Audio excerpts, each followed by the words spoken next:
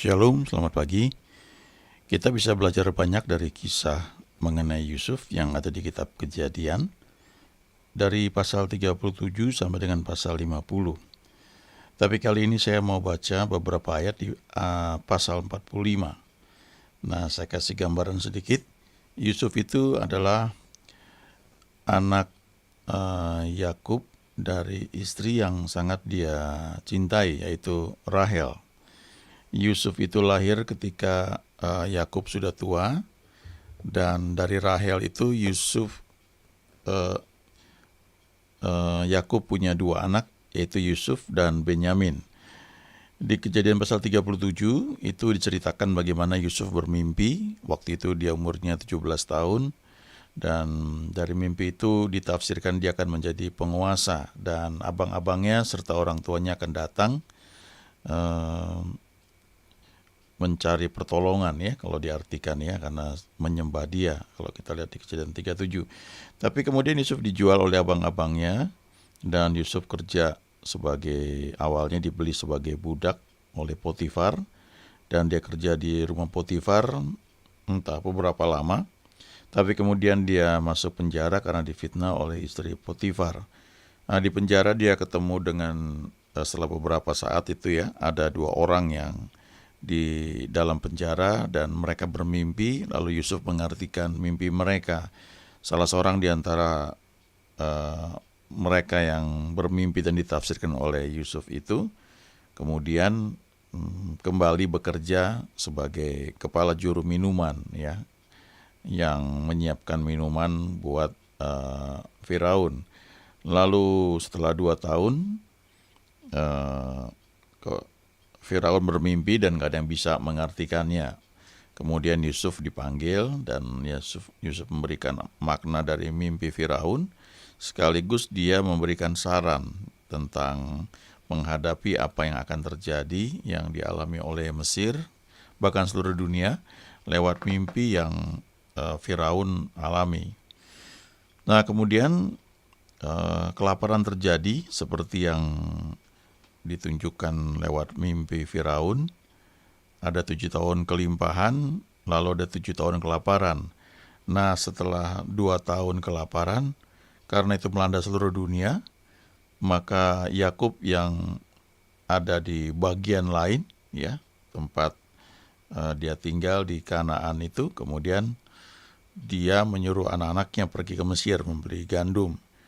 Dan ketika mereka sampai di Mesir, Yusuf langsung kenal abang-abangnya. Tapi Yusuf pura-pura tidak mengenal mereka. Kemudian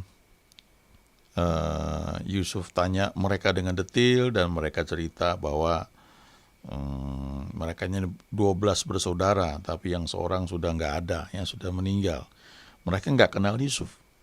Nah, setelah itu Yusuf mengizinkan mereka untuk membeli gandum, dan mereka kembali ke rumah Yakub. Tapi Yusuf bilang bahwa kamu kalau balik lagi, kamu harus bawa adikmu yang bungsu, ya, yaitu Benyamin. Karena ketika mereka kembali, Yusuf menawan salah seorang di antara mereka, ya, sebagai jaminan supaya mereka itu bisa balik lagi. Dan ketika balik lagi ke Mesir, mereka bawa Benyamin. Jadi salah seorang dari mereka ditahan, yaitu Simeon, sebagai jaminan bahwa nanti mereka akan kembali lagi ke Mesir. Nah, akhirnya mereka kembali ke Mesir setelah apa yang mereka beli itu sudah habis, ya, mereka butuh makanan lagi. Dan ketika mereka kembali ke Mesir, mereka membawa Benyamin. Nah, Benyamin ini adik kandung dari Yusuf. Karena dari 12 anak laki-laki Yakub, Yusuf dan Benyamin itu lahir dari Rahel, ya, dari istri yang dikasih oleh Yakub. Nah, kemudian di Kejadian 45 ini ceritanya ketika pada akhirnya Yusuf memperkenalkan diri kepada abang-abangnya.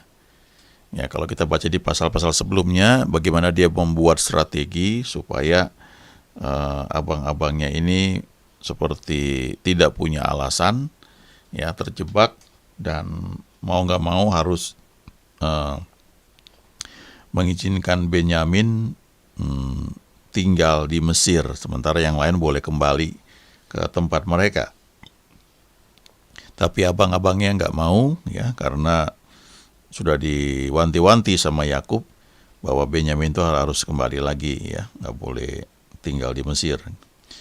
Nah, akhirnya Yusuf memperkenalkan dirinya kepada abang-abangnya di Kejadian 45 itu, ya, di ayat 1, ayat 2, lalu ayat 3. Dia bilang, "Akulah Yusuf, masih hidupkah Bapa?" Tapi saudara-saudaranya tidak dapat menjawabnya, sebab mereka takut dan gemetar menghadapi dia. Ya, kenapa takut? Ya, karena ini dulu Yusuf kan mau dibunuh awalnya. Bahkan kemudian, ya, dimasukin ke sumur, lalu akhirnya dijual, ya. Dan dilaporkan kepada Yakub bahwa kemungkinan Yusuf ini diterkam oleh binatang buas karena bajunya itu dimasukkan ke dalam darah hewan, ya. Jadi mereka menyembelih hewan, lalu darahnya itu dikenakan, ya, dicampurkan di situ ke dalam bajunya Yusuf, ya. Jadi kalau kita perhatikan tuh 22 tahun, ya, Yakub mengira Yusuf itu sudah mati diterkam binatang buas. Dan selama itu dia bersedih, dia berduka, dia nggak mau dihiburkan oleh anak-anaknya yang lain. Dan selama itu pula kita nggak pernah membaca ada firman Tuhan yang Yakub terima. Nah, di Kejadian 45 ini menceritakan bagaimana Yusuf memperkenalkan dirinya kepada abang-abangnya. Lalu kalau di ayat 4 dikatakan, lalu kata Yusuf kepada saudara-saudaranya itu, marilah dekat-dekat. Maka mendekatlah mereka, katanya lagi, akulah Yusuf saudaramu yang kamu jual. Nah, ini perhatikan ayat 5, ya. Tetapi sekarang janganlah bersusah hati dan janganlah menyesali diri karena kamu menjual aku ke sini. Sebab untuk memelihara kehidupanlah Allah menyuruh aku mendahului kamu. Lalu ayat 6, karena telah 2 tahun ada kelaparan dalam negeri ini dan selama 5 tahun lagi orang tidak akan membajak atau menuai. Ayat 7, maka Allah telah menyuruh aku mendahului kamu untuk menjamin kelanjutan keturunanmu di bumi ini dan untuk memelihara hidupmu sehingga sebagian besar daripadamu tertolong. Ayat 8, jadi bukanlah kamu yang menyuruh aku ke sini, tetapi Allah, dialah yang telah menempatkan aku sebagai bapa bagi Firaun dan tuan atas seluruh istananya dan sebagai kuasa atas seluruh tanah Mesir. Ya, ayat 9, segeralah kamu kembali kepada bapa dan katakanlah kepadanya, beginilah kata Yusuf anakmu, Allah telah menempatkan aku sebagai tuan atas seluruh Mesir. Datanglah mendapatkan aku, janganlah tunggu-tunggu. Engkau akan tinggal di tanah Goshen dan akan dekat kepadaku, engkau serta anak dan cucumu, kambing, domba dan lembu sapimu dan segala milikmu. Di sanalah aku memelihara engkau sebab kelaparan ini masih ada 5 tahun lagi, supaya engkau jangan jatuh miskin bersama seisi rumahmu dan semua orang yang ikut serta dengan engkau. Ayat 12, dan kamu telah melihat dengan mata sendiri dan saudaraku Benyamin juga bahwa mulutku sendiri mengatakannya kepadamu. Ayat 13, sebab itu ceritakanlah kepada Bapa segala kemuliaanku di negeri Mesir ini dan segala yang telah kamu lihat, kemudian segeralah bawa Bapa kemari. Nah, ini hal yang luar biasa, ya, kalau kita lihat Yusuf. Bagaimana Tuhan membentuk dia dan dia lulus dalam tiap ujian yang dia alami.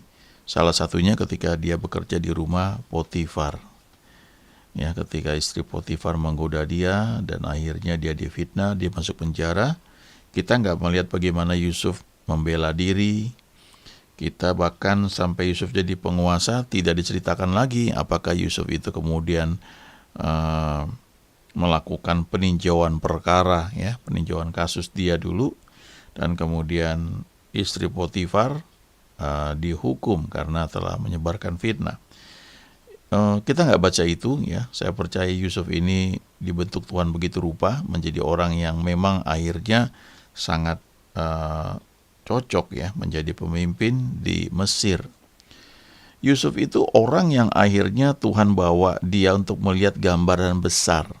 Kalau kita baca buku John Maxwell ya, salah satu hal yang dia tunjukkan tentang leadership, bagaimana seorang pemimpin itu harus belajar untuk melihat gambaran besar ya. Jadi tidak melihat satu hal yang dia hadapi sebagai sesuatu yang itu saja, tapi itu menyangkut hal-hal yang lebih besar ya.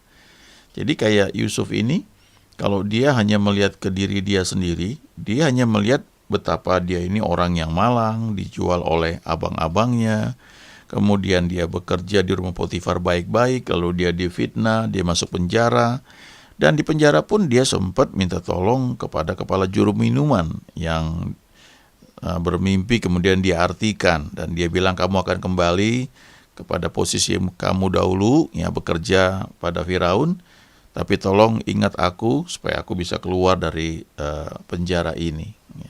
Dia sempat berpikir seperti itu. Tapi Alkitab berkata 2 tahun dia dilupakan, dan akhirnya dia muncul saat Mesir membutuhkan orang yang bisa mengatur, menghadapi 7 tahun kelimpahan dan 7 tahun kelaparan. Dan ketika abang-abangnya ini takut ya ketemu dengan Yusuf, tapi Yusuf itu bisa bilang dan dia berkata dengan penuh keyakinan, kamu gak usah sedih dan gak usah nyesal karena kamu menjual aku ke sini. Sebab Tuhanlah yang ternyata mengatur segalanya supaya aku bisa ada di tempat yang sekarang. Ya. Di ayat 7 yang tadi kita baca ya. Allah telah menyuruh aku mendahului kamu untuk menjamin kelanjutan keturunanmu di bumi ini dan untuk memelihara hidupmu sehingga sebagian besar daripadamu tertolong. Bukan kamu yang menyuruh aku ke sini, tapi Allah. Dialah yang menempatkan aku sebagai bapa bagi Firaun dan tuan atas seluruh istananya dan sebagai kuasa atas seluruh tanah Mesir. Ya, ini luar biasa ya. Jadi istilahnya begini. Ketika kita menghadapi situasi yang gak enak, ya, mungkin seperti Yusuf itu diperlakukan tidak adil, atau seperti Daud, ya, mengalami hal yang sama. Dia bekerja pada Saul, tapi dia diperdaya, ya, dia berapa kali mau dibunuh oleh Saul. Dan bagaimana saat-saat itu merupakan pembentukan bagaimana sikap Daud menghadapi situasi yang dia alami, ya, menghadapi mertuanya, menghadapi pemimpinnya, menghadapi orang yang mau membunuh dia. Yusuf juga seperti itu, ya. Dia mengalami pembentukan bagaimana dia bersikap ketika dia dijual sebagai budak, lalu dia bekerja di rumah Potifar. Dan kalau kita pelajari konteksnya, ya budak zaman dulu itu manusia yang dijual seperti hewan. Jadi fisiknya akan dilihat, ya, kayak orang beli kambing ya, atau beli hewan lah ya, beli sapi dan sebagainya. Itu diperiksa seluruhnya, seluruh bagian tubuhnya, ya mukanya, mulutnya dibuka, diperiksa giginya. Jadi betul-betul kayak membeli hewan. Nah, awalnya kemungkinan besar Yusuf itu bekerja di rumah Potifar sebagai budak yang tinggal terpisah dari rumah Potifar. Ya, kalau kita pernah tahu zaman-zaman beberapa puluh tahun yang lalu di Indonesia itu model rumah seperti itu masih banyak ya, masih ada sampai sekarang. Jadi ada rumah utama, lalu ada kamar kecil atau bagian yang terpisah dari rumah utama, di mana di situ tinggal mungkin asisten rumah tangga. Ya. Kalau rumahnya cukup besar, ada sopir, ada tukang kebun dan sebagainya, maka itu mereka terpisah ya tinggalnya. Dan tapi kalau zaman sekarang terpisahnya ya nggak terlalu jauh. Tapi kalau zaman dulu itu ya mungkin makanan juga dibedakan. Tapi kalau kita pelajari di kitab Kejadian itu bagaimana Yusuf bekerja di rumah Potifar. Dia bekerja dengan baik sehingga akhirnya dia dipercayakan banyak hal dan akhirnya dia boleh tinggal di rumah tuannya, di rumah Potifar. Nah, jadi artinya dia itu walaupun bekerja sebagai budak, pada akhirnya dia itu belajar untuk bekerja dengan baik, lalu mengalami promosi ya dalam kehidupan dia.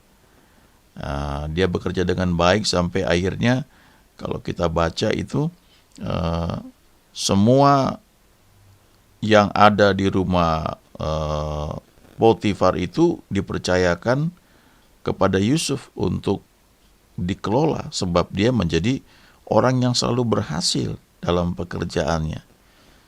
Jadi dia boleh tinggal di dalam rumah utama, di rumah tuannya.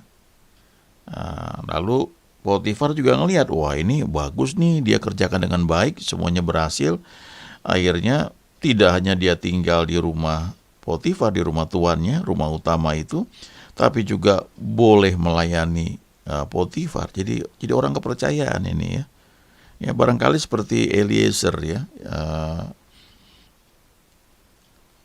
orang yang sangat dekat dengan Abraham ya, orang kepercayaan Abraham. Bahkan Yusuf itu diberikan kuasa untuk rumahnya dan segala miliknya, milik Potifar itu dipercayakan pada kekuasaan Yusuf ya. Tapi kemudian istri Potifar menggoda dia ya, dan Yusuf menghindar, dan kalau kita pelajari itu tidak sehari dua hari tapi berhari-hari ya, dari ke hari istri Potifar itu menggoda, membujuk Yusuf ya. Tapi Yusuf menghindar, akhirnya satu ketika Yusuf lari dan kemudian dia difitnah, dia masuk penjara. Nah di penjara pun Tuhan menyertai dia, dan saya percaya itu pembentukan ya, bagaimana sikap hati dia belajar, ya, dia punya banyak alasan untuk pahit hati ya, tapi bagaimana dia belajar untuk punya sikap yang baik, sehingga dia menjadi kesayangan dari kepala penjara, yang mengakibatkan kepala penjara mempercayakan semua tahanan dalam penjara itu kepada Yusuf. Jadi Yusuf yang pegang kunci semua sel ya di penjara itu. Dia ngaturnya. Kalau zaman sekarang mungkin si kepala penjaranya tinggal di rumah aja pakai WhatsApp ya. Gimana sob hari ini? Oke, semua oke ya. Yusuf ngatur semua dengan baik ya. Nah ini membentuk dia. Akhirnya step by step, ketika akhirnya dia menjadi penguasa di Mesir, dia memahami ya. Saya percaya itu nggak semalam ya. Tapi akhirnya dia paham bahwa Tuhan itu ternyata menyiapkan dia lewat semua yang dia alami untuk menjadi pemimpin, menjadi leader, ya bukan hanya hidup untuk dirinya sendiri, tapi menjadi pemimpin dari satu bangsa yang besar. Ya, bahkan ini bangsa asing kan, Yusuf kan bukan orang Mesir, tapi bagaimana Tuhan bisa pakai dia untuk memimpin bangsa Mesir ya di bawah Firaun. Dan dia menjadi orang yang hebat, dan dia bisa bilang ketika abang-abangnya datang, dia bisa bilang, bukan kamu yang menyuruh aku datang ke sini, tetapi Tuhan ya yang telah menyuruh aku mendahului kamu ya. Allah yang membuat aku datang di sini dengan tujuan supaya aku bisa menjamin memelihara hidupmu. Jadi gak usah mikirkan yang lalu ya. Ini hebat sekali ya. Ini kualifikasi, salah satu kualifikasi yang diperlukan ya bagi kita ketika kita menjadi pemimpin, yaitu melihat gambaran besar ya, tidak tersandung oleh hal-hal kecil ya, tidak bad mood atau tidak baper ya, bawa perasaan, tapi melihat gambaran besar ya. Dan itu membuat Yusuf ini menjadi orang yang sangat bijak. Nah, bagaimana aplikasi kita dalam kehidupan kita sehari-hari ya? Apapun yang kita alami, kita selalu libatkan Tuhan. Kita minta supaya Tuhan membuka mata kita bisa melihat gambaran besar dari yang kita alami, bahwa Dia sedang membentuk kita, menyiapkan kita untuk satu pekerjaan baik yang memang tersedia buat kita ya. Dan kita bisa melihat bahwa Tuhan itu adalah Tuhan yang baik. God is good all the time. Amin.